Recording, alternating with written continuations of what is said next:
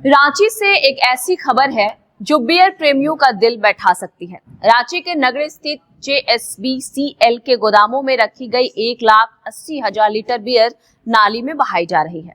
शनिवार से इसके विनिष्टीकरण की प्रक्रिया को शुरू कर दिया गया है।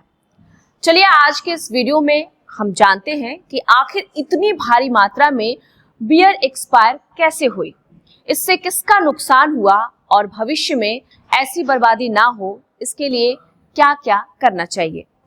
खबर ये आई है कि रांची के गोदाम में कुल 15,000 पेटी बियर एक्सपायर हो गई हैं और अगर हम पहले दिन की बात करें तो लगभग 5700 यानी कि 5,700 पेटियां नष्ट की गई हैं।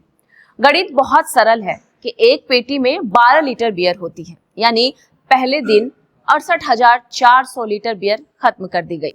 और अगर हम 1 लीटर बियर की औसत कीमत 300 रुपए मानकर चलते हैं तो यह आंकड़ा लगभग 5 करोड़ 40 लाख रुपए तक का बैठता है।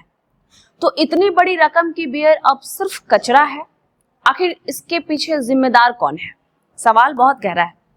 दिलचस्प बात यह भी है कि इस बर्बादी से ना तो सरकारी निगम JSBCL को घाटा हो रहा है और ना ही शराब दुकानदारों को। सारा का सारा बोझ उन बियर आपूर्ति कंपनियों पर पड़ा है जिन्होंने मांग से अधिक सप्लाई कर दी थी। अब आरोप ये लग रहे हैं कि बेहतर मैनेजमेंट की कमी की वजह से स्टॉक जमा होता चला गया और वो जो सारे बियर थे वो समय पर नहीं बिक पाए।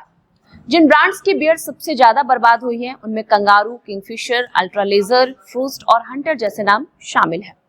झारखंड शराब व्यापारी संघ ने इस स्थिति के लिए लचर नीति और निगरानी की कमी को जिम्मेदार ठहराया है। उन्होंने इसको जिम्मेदार ठहराते हुए सरकार को कुछ अहम तरीके के सुझाव दिए हैं। इस बारे में झारखंड शराब व्यापारी संघ का कहना है कि एक्सपायरी से 60 दिन पहले सिस्टम में अलर्ट आना चाहिए। साथ ही साथ एक्सपायरी से 30 दिन पहले बियर को 50% तक की छूट पर बेचने की अनुमति दी जानी चाहिए ताकि स्टॉक समय तक खत्म हो सके।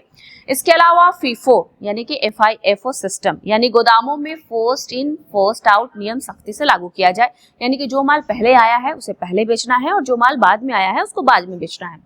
विशेषज्ञ इस पर कहते हैं कि बियर बनने के बाद 3 से 6 महीने तक ही पीने योग्य रहती है, इसके बाद वो एक्सपायर हो जाती है। बियर बहुत संवेदनशील होती है और अगर इसे सीधे धूप या हाई टेम्परेचर पर रखा जाता है तो इसके जो केमिकल कंपाउंड है वो टूटने लगते हैं और इसके वजह से उससे दुर्गंध आनी शुरू हो जाती है और यही वजह है कि इसके रख रखाव पर बहुत ध्यान देना जरूरी होता है। अब एक खबर इससे संबंधित और भी है कि रांची के बाद अब अन्य जिलों में भी ऐसे स्टॉक को नष्ट करने की तैयारी शुरू हो गई है। यह सीधे सीधे सप्लाई चेन और स्टॉक मैनेजमेंट में छोटी सी चूक मानी जा रही है जो बड़ी आर्थिक बर्बादी का कारण बनी।